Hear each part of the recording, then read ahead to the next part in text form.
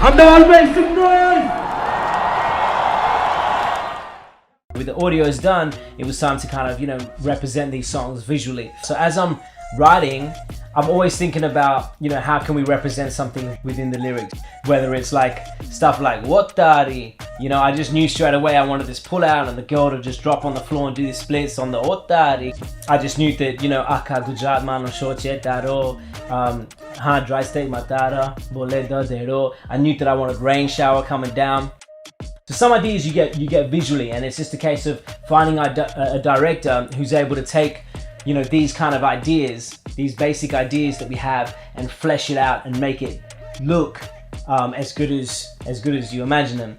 I worked with a director called Murshid. Catch him. Both of you. I gotta be nice, yeah? Yeah. RaOol is an amazing person to work with.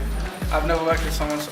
Can you see the pain in my face while I'm saying this? Me and Murshid got together and I kind of said, listen, you know, I know people come to you with Punjabi songs, but I've created these Gujarati songs for no one's really messed with traditional Gujarati folk melodies and flip them into a modern day sense. You know, so I wanted ideas which would really represent who I am, which is half Western in a way, spending most of my time out in Australia and London, but also being very proud of my Gujarati heritage.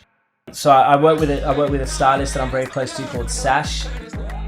And so she got watching all these Sanjay Leela Bhansali stuff and said, okay, we could take this idea, this concept, and we can modernize that.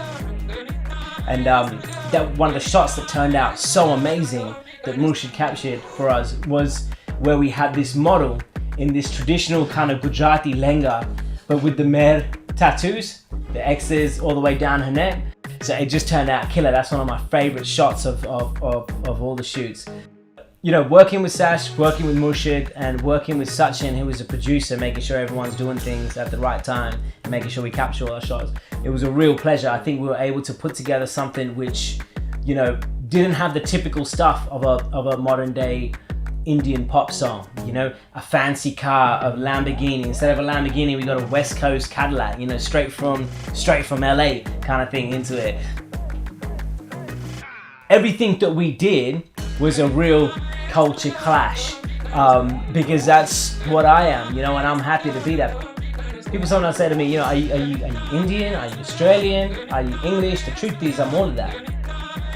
With these records being up-tempo, and for them to come out around the Navratri period, I think the thing that everyone loves about Gujarat is the dance, right? Be it Garba, be it Dandiya, the way they move. And obviously I wanted to take that, and like everything, I wanted to mix it with Western culture. So I got these amazing hip hop dancers and said, okay, you know what? You guys do what you do when it comes to hip hop and Latin dancing and all of that kind of stuff.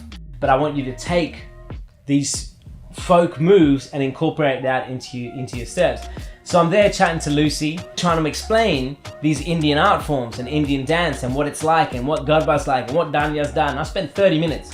And you know, people know that I talk a lot anyway. So I spent 30 minutes talking about this. I'm so passionate, excited. And I said, oh, by the way, do you know anything about Indian dancing? Like, do you know anything? And she goes, yeah, I did Bharatanatyam for a year. Bruh. I was like, fucking hell. Why did you let me say all of that? Yo, what's good? I'm Jazz Dami. Finally got to work for my brother RaOol again, but this time for a Gujarati record. First time I'm ever singing in Gujarati. He made me do it. We did a record obviously 6 years ago called Desi Girls, and this is Gujarati in the show. Make sure you guys keep it locked, support the record, support the movement. Peace. I just wanted to do my people proud. You know, I'm proud Gujarati. I never shy away from who I am. I fully embrace it, and I hope that people don't feel offended by any of the lyrics or any of the style of music. I hope people don't feel that I've appropriated Gujarati culture somehow, or that I've done it some injustice or what have you, because I was nervous of that. You know, my dad would tell me, honestly, he'd tell me all the time that, you know, as soon as you say Gujarati and Nasha, there's going to be some resistance to that. For the people who are my fans and that do feel offended by it, for them, I'm truly sorry.